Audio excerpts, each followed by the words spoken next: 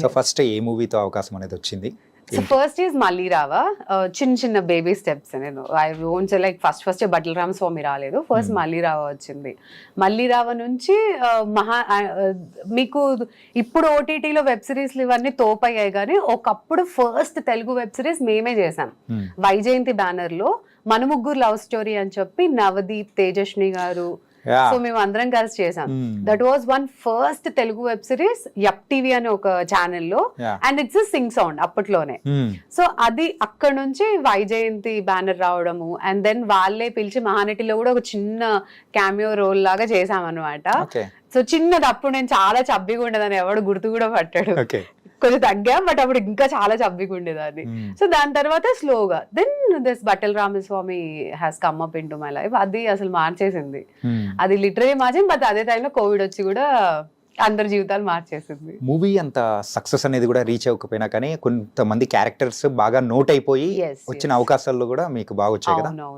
అందులో బట్టల రామస్వామి, బట్టల రామస్వామి ఫిలిం నాకు ఎంత ప్లస్ అయిందంటే, నాకు తెలియదు వేరే వాళ్ళకి ఎలా ఉందో కానీ, నాకు లిటరలీ ఇంద్రగంటి మోహన్ కృష్ణ సార్ పిలిచి ఆ అమ్మాయి గురించి మీకు చెప్పాలి ఆ ఫిలిం ఆఫర్ చేశారు.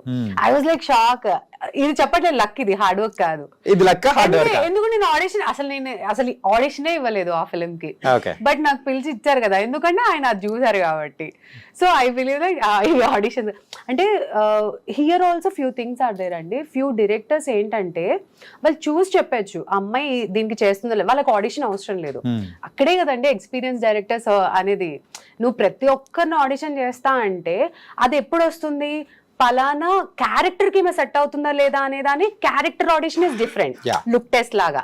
అలా కాకుండా నీకు యాక్టింగ్ వచ్చారాదా అనేది మాత్రం అది ఐ ఫీల్ లైక్ ఫూలిష్నెస్ అని అనుకోవాలి. అదేంటంటే పర్సన్ ని చూడగానే డైరెక్టర్ ఈజీగా అరే ఈ అమ్మాయి చేస్తది, ఈ అబ్బాయి చేస్తాడు, ఒక వీళ్ళు చేయగలుగుతారా లేదా, అది ఆ క్లారిటీ ఉంటేనే కదండి వాళ్ళు డైరెక్టర్ అయ్యేది, లేకపోతే అల్లటప్ప కాదు కదా.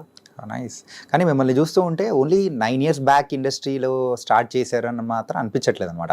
ఐ థింక్ ఒక 15 years ఇంకా ఎక్కువ ముందు అన్నట్టు ఎక్స్పీరియన్స్ స్పీక్స్ అయింది. అలా అని కాదు కానీ లైక్ ఐ మీన్ మీకు అంటే లైక్ నా బ్యాక్గ్రౌండ్ చూసుకుంటే నేను ఎన్జిఓలో వర్క్ చేసేదాన్ని. So I'm sign language interpreter. మూగ వాళ్ళకి సైనింగ్ చేసేదాన్ని, ట్రాన్స్లేషన్. సో ఇప్పుడు మనకి చైనీస్, జపాన్ ఇట్లా మాట్లాడితే మధ్యలో ఇంగ్లీష్ ట్రాన్స్లేటర్, అలా ఒక మాటలు రాని పర్సన్ కి మాటలు వచ్చిన పర్సన్ కి మధ్యలో I used to be the communication.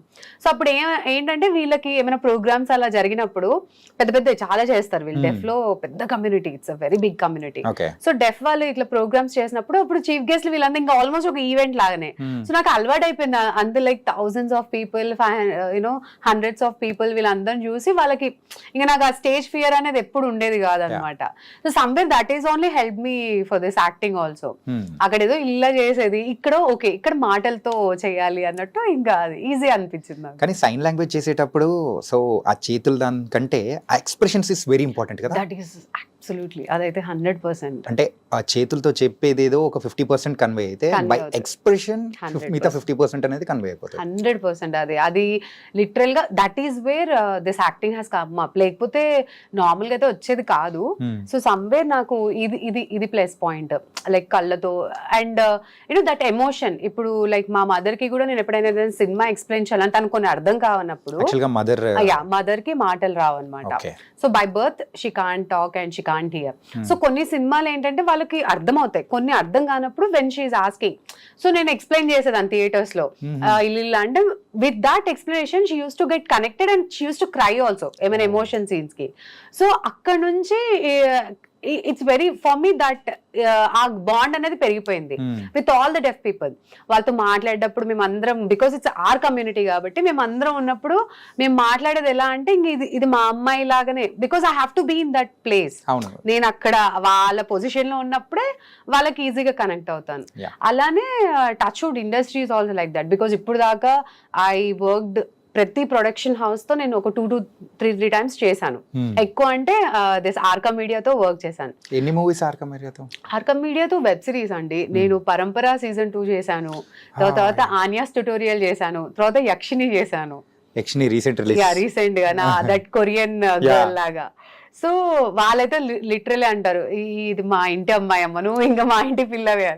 So అది ఫిక్స్ అయిపోండి మీరు అందరూ. నాకు ప్రతి project literally that is somewhere ఆ బాండ్ పెరిగింది because I was been in their place. అక్కడ వెళ్ళినప్పుడు ఇట్స్ లైక్ మై ఫ్యామిలీ, అది ప్రొడక్షన్ హౌస్ ఇలా అలా మైండ్ సెట్ ఉండేది కాదు. అందరూ మా వాళ్ళే, వెళ్ళామా మనం వర్క్ చేసుకున్నామా. బట్ యా వన్స్ అక్కడ నుంచి బయటకు వస్తే నేను ఎవరితో టచ్ లో ఉండను, అదే నా ప్రాబ్లం ఫస్ట్ థింగ్.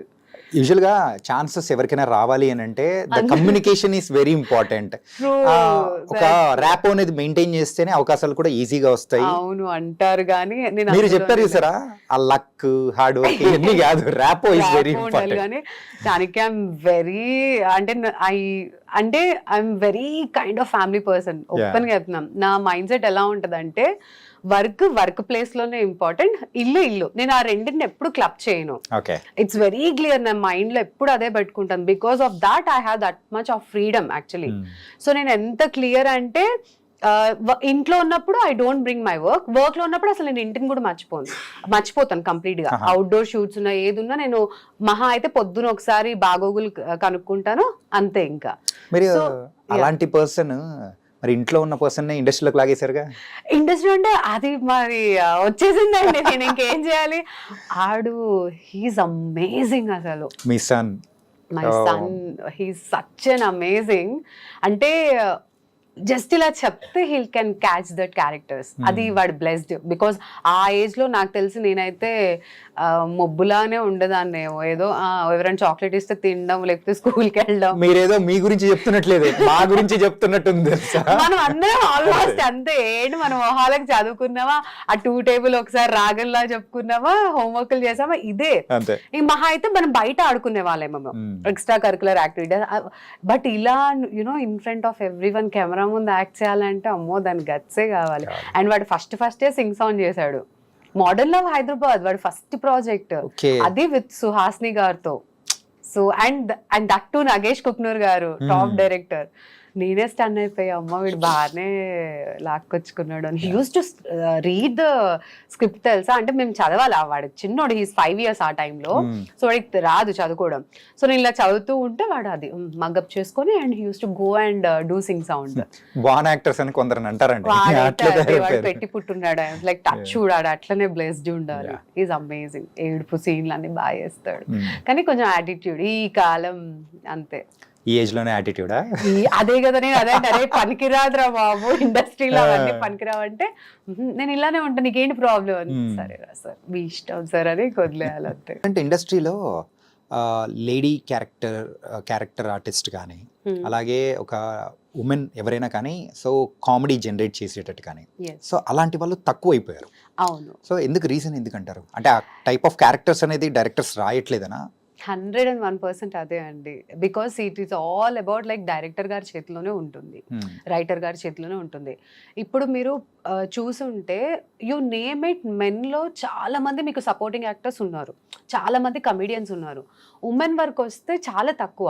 ఒకప్పుడు కోవై సర్ల గారు ఉన్నారు, దాని తర్వాత యు నేమ్ ఇట్ ఎవరు లేరు. ఎందుకు లేరు అంటే ఇట్స్ నాట్ దట్ మేము చేయలేమని కాదు, ఇట్స్ నాట్ దట్ మీరు రాయట్లేదు. Very simple. ఇప్పుడు నేను బట్టల రామస్వామి బయోపిక్ అని చెప్పేసి ఇట్స్ అల్టిమేట్ కామెడీ, అసలు కల్ట్ కామెడీ అది. అందులో ఒక పిచ్చమ్మాయి పాత్ర నేను చేశాను. దట్ ఈస్ వై బికాస్ నాకు డైరెక్టర్ రాశారు, అది రాశారు కాబట్టి నేను చేశాను. It's not about body or it's not about anything. ఒక పిచ్చమ్మాయి అది ఎలా ఉన్నా పర్లేదు, అది లా ఉంటుందా బక్కగా ఉంటుందో కాదు, నాకు ఈ క్యారెక్టర్కి అమ్మాయి సెట్ అవుతుందని రామ్ సార్ అనుకున్నారు, తీసుకున్నారు. సో అలా రాసే వాళ్ళు ఉండాలి. మన దగ్గర పొద్దున్న లెగిస్తే ఆ ఉమెన్ ఎందుకు అంటే ఒక కాఫీ కప్ ఇవ్వడానికో, టీ ఇవ్వడానికో, కిచెన్ లో ఒక ప్రాప్ లాగానో, లేకపోతే ఒక పెళ్లి చూపుల సీన్ లో ఒక ప్రాప్ లాగానో తప్పించి where you have that power of delivering the dialogues, అది లేదు అక్కడ. Okay, yeah. సో అందుకని యూ డోంట్ ఫైండ్ ఉమెన్ లో ఆ కామిక్ జోన్ తీయొచ్చా లేదా అంటే అలాంటి పాత్రలు రాయట్లేదు. అలా రాస్తే సూపర్ ఉంటది అసలు. వచ్చాయంటే మాత్రం చేయడానికి అయితే రెడీగా ఉంటారు, హ్యాపీగా కదండి. ఒకప్పుడు అసలు బ్రహ్మానందం గారి, కోవై సర్ల గారి కాంబినేషన్ ఎలా ఉంటుంది అసలు, వాళ్ళదనే కాదు జనరల్ గా. అండ్ స్టిల్ ఈవెన్ ఇప్పుడు మీరు ముని సినిమా అలాంటి సినిమాలు చూసినా కూడా ఆ ఫీమేల్ కి ఇంపార్టెన్స్ ఎక్కువ ఉంటుంది. ఇట్స్ నాట్ హీరోయిన్ కాదు ఇక్కడ, వదిన రోల్స్ కానివ్వండి, అమ్మ రోల్, ఇవన్నిటికీ చాలా ఉన్నాయి కాంచనా వీటిలలో చూస్తే. అలా మన దగ్గర కూడా చెయ్యొచ్చు cult kind of comedy with women. But అది మనకి రావట్లేదు అంతే. తెలుగు ఇండస్ట్రీ అనేటప్పటికీ ఎక్కువగా కమర్షియల్ మూవీస్ కానీ Yes. సో ఒక content orient kind of thing Mm. అట్లా వెళ్ళిపోతూ ఉంది అవును. ముందుకు. నిజంగా చెప్పాలంటే సో గుడ్ టైం అనేది కూడా మన టాలీవుడ్లో నడుస్తుంది. కానీ ఈ క్యారెక్టరైజేషన్ స్పెషల్గా సపోర్టివ్ క్యారెక్టర్స్ విషయానికి వచ్చేటప్పటికి మాత్రం అన్యాయమే జరుగుతుంది. 101%. అంటే ప్రతి ఫ్రేమ్ లో యు ఆర్ మేకింగ్ దట్ అక్కడ క్యారెక్టర్స్ చూపించట్లేదు మీరు. Hmm. It's only like buildup shots, fighting shots, ఒక సాంగ్, అంటే ఇలా చూపిస్తున్నారు ఎక్కువ. అలా కాదు, షో ద స్టోరీ కదా. Hmm. స్టోరీ అంటే ఏంటి? ఇప్పుడు ఇల్లు అంటే ఏంటండి? ఇల్లు అంటే అమ్మ, నాన్న, చెల్లి, అక్క, ఒక కుటుంబం, అంటే ఒక క్యారెక్టర్స్ ఉన్నట్టు. Yeah. ఇల్లు అంటే ఇట్స్ నాట్ ఓన్లీ డాడీ ఒక్కరే కాదు, డాడీ వెనకాల చాలా ఉంది. మన సినిమా ఎలా అయిపోయిందంటే ఓన్లీ హీరోనే చూపించడమో, లేకపోతే హీరో పక్కన 2-3 ఇంపార్టెంట్ రోల్స్ ఉంటాయి అంతే. అక్కడ స్టోరీ లైన్ వచ్చేసరికి అక్కడ ఏం లేదు, ఓన్లీ బిల్డప్ షార్ట్స్, హీరోయిజం అవి ఇవి చూపించేసరికి పక్కనున్న ఇతరుల ఏవైతే క్యారెక్టర్స్ ఉన్నాయో అవి మనకు కనబడట్లేదు. ఇంకా కొన్ని మూవీస్లో అయితే ఫ్రేమ్ అనేది ఫుల్ అందంగా కనపడాలని చెప్పేసి ఉమెన్స్ అంటే లేడీస్ క్యారెక్టర్స్ ఎక్కువ నింపుతారు మంచిగా అంతే నింపుతారు కానీ వాళ్ళకు డైలాగ్స్ ఉండవు, వాళ్ళకు ఆ సిగ్నిఫికెంట్ రోల్ అనేది ఉండదు. ఉండదు. ఈవెన్ కొన్ని మూవీస్ లో అయితే అలాంటి మూవీస్ లోనే హీరోయిన్స్ కూడా సరిగ్గా డైలాగ్స్ అనేది కూడా ఉండదు. అదే నేను ఇప్పుడు ఎలా ఉందంటే I was about to say that ఇప్పుడు నేను నా బాధ చెప్పేప్పుడు పాపం హీరోయిన్స్ ఇంకెంత కూర్చొని ఏడవాలి అంటే వాళ్ళు ఇంకా పాపం లిటరలీ దే లెర్న్ తెలుగు, మంచి ఫిగర్ మెయింటైన్ చేస్తారు. ఇంత చేసి జస్ట్ ఒక సాంగ్ కోసము అలా పెట్టుకున్నప్పుడు ఇంకా వాళ్ళ బాధతో కంపేర్ చేస్తే ఆ తొక్కలే, వాళ్ళతో కంపేర్ చేస్తే మనం ఎంతలే అన్నట్టు మాకు మేమే యూనో మోటివేట్ చేసుకుంటున్నా. ఆమెకే డైలాగ్ లేనప్పుడు నాకేంట్రా, జస్ట్ అలా ఫ్రేమ్ లో కనిపిస్తే చాలు అన్నట్టు మాకు మేమే డిగ్రేడ్ చేసుకుంటున్నాం టు బీ ఫ్రాంక్. సరే ఇట్స్ ఓకే, ఏముంది వాళ్ళకి వెళ్ళినప్పుడు మన అంటే సీనియర్స్కి వెళ్ళినప్పుడు మనం ఏంటి, ఇట్స్ ఓకేలే ఫ్రేమ్లో కనిపిస్తే చాలులే అన్న టైప్లో లిటరలీ అంటే ఒకప్పుడు ఉన్నంత యాక్టివ్నెస్ ఒక ఆడిషన్కి వెళ్ళినప్పుడు ఒక ఎగ్జైట్మెంట్ అంతా లిటరలీ కమింగ్ డౌన్, అది డౌన్ అయిపోతుంది. క్లియర్గా తెలుస్తుంది. ఇప్పుడు నన్ను ఎవరైనా ఆడిషన్ అంటే కూడా నాకు ఒకప్పుడు you don't believe Chanakya garu, నేను ఉండేది I stay in Uppal. So Uppal నుంచి మణికొండలో ఎక్కువ మనదా అడ్డా అంటే Manikonda Film Nagar. I used to come from there to here literal గా ఒక 10 ఆడిషన్లు ప్లాన్ చేసుకొని వచ్చేదాన్ని. అంటే నేను పొద్దున్న నుంచి, అంటే నా జాబ్ 9 to 6 లాగా, నేను పొద్దున మా ఇంటి నుంచి బయలుదేరితే ఇక్కడ వచ్చి ఒక 10 ఆడిషన్లు కవర్ చేసుకోవాలి అని. ఎందుకంటే అప్పట్లో ఆడిషన్స్ కూడా జెన్యూన్ ఉండేవి. ఇప్పుడు only for the publicity stunt అయిపోయింది. అంటే పలానా సినిమా స్టార్ట్ అవుతుంది అనడానికి మీకు కాస్టింగ్ కాల్స్ రిలీజ్. ఒక్కటి చెప్పండి, కాస్టింగ్ కాల్ నుంచి ఒకరిని తీసుకున్నామని, ఒకవేళ తీసుకున్నా కూడా వాళ్ళని లిటరల్ గా బ్యాక్గ్రౌండ్ ఆర్టిస్ట్ గాను, అంటే మళ్ళీ బ్యాక్గ్రౌండ్ ఆర్టిస్ట్లకు వాళ్ళకి మనుషులు కావాలి, ఆర్టిస్టులు కావాలి, జూనియర్ ఆర్టిస్టులు కావాలి. సో వీళ్ళందరినీ ఎవరో ఏజెన్సీ నుంచి తెచ్చుకునే కన్నా ఈ కాస్టింగ్ కాల్స్ రిలీజ్ చేస్తే మనకి ఫ్రీగా వచ్చేస్తారు కదా.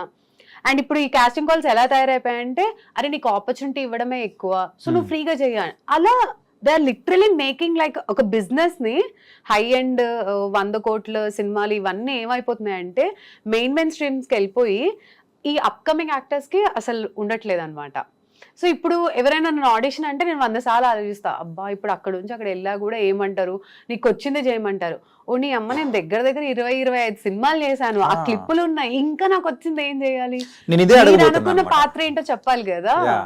ఏంటంటే ఇన్ని మూవీస్ చేసిన తర్వాత కూడా మళ్ళీ ఆడిషన్ అని అడుగుతూ ఉన్నప్పుడు సో అది జెన్యూనా లేకపోతే లేదా ఏంటి? అదే చెప్తున్నాను కదా, నాకు ద సేమ్ క్వశ్చన్, అంటే మీరు వేరే యాక్టర్స్ ని కూడా అడగాలనుకుంటా, the same question is running in my mind also. అంటే ఎక్కడ ల్యాక్ అవుతుంది? ఈజ్ ఇట్ సంథింగ్ దట్ పోనీ ఆన్ స్క్రీన్ పర్ఫార్మెన్స్ బాగాలేదు అంటే అలా కాదు, చూస్తే బాగుంది. అండ్ దాని నుంచి కూడా ఒకప్పుడు వచ్చాయి you know touch through references only I got so many films. It's not that నేను ఏదో కష్టపడే అలా అని కాదు, రెఫరెన్స్ నుంచి. అంటే ఆ రెఫరెన్స్ ఏంటి, రండమ్మ ఇక్కడ పలానా ఆడిషన్ జరుగుతుందని మనకి తెలియదు కదా జనరల్ గా.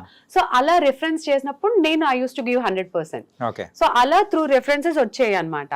సో అలా ఒకప్పుడు బాగున్నది. ఇప్పుడు ఏమైపోయిందంటే రండి మీకు వచ్చింది చెయ్యండి, అరే లైక్ వచ్చింది చేసి ఇంకా నేనే కూర్చొని డైరెక్టర్ అవుతా.